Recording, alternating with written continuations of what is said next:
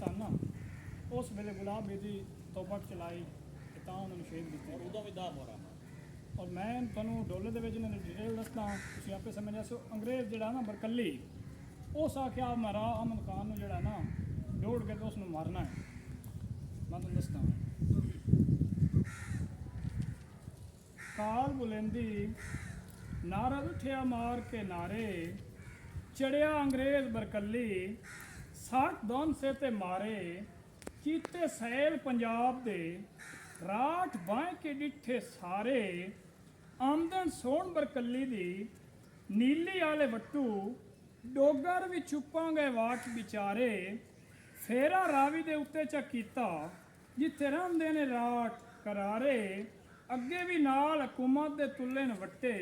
राठां दे रहिंदे हैन बारे अगा लाई अग मस्ताने फकीर नूं जुगड़े होंदे भी जाए से साड़े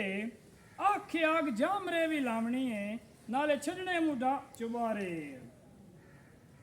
बरकलिया आखिया माल खान रंग रोड चुजा मंगे सान सण गोड़ी ले सवेच बगदे खलिया काले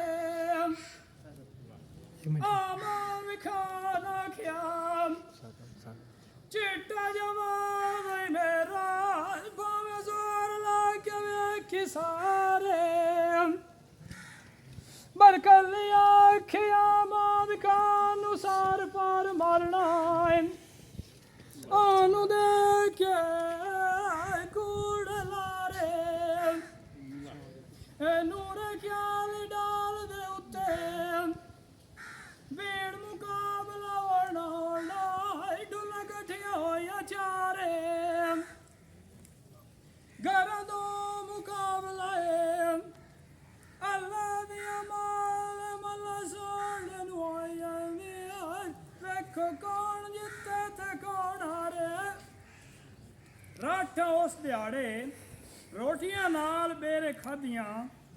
चंगे साथ पे कीते चुगू नारे अहमद खान वुजू साज के नमाज च नीति फर्ज पड़ू है चारे तोड़ू गई स्मोक याती रात दे पुन्ने खले हैं कारे सिर सईदे दे उत्ते च दरिया गुलाबी दी तोपक चलाई